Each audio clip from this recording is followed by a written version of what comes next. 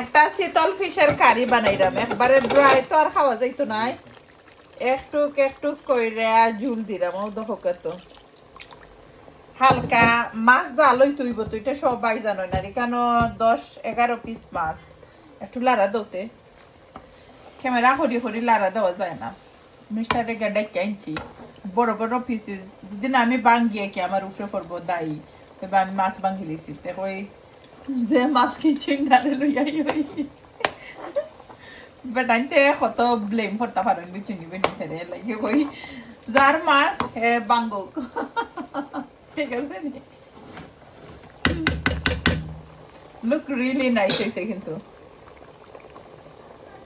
কারিটা খাইতে যে মজা হইব লাগের দেখতে, বা জাল হইছে না আর বেশি একটা ঝুল হইছে না। দেখো কত অনেকে কইবে আমরা সিলেটি মানুষ বুঝে খালি শিরা খাই, একটু হালকা পাতলা শিরা না হইলে একটু ড্রাই গোলা ভাই যায়নি হচ্ছে। দেখো কত লুক রিয়েলি নাইস কিন্তু কমেন্ট করবা আপনারা। আর একটা শীতল ফিশের বুনা হওয়া যায় না, শিরাও হওয়া যায় না, নানি একটু খালি খারে হইলে হইছে ঠিক আছে।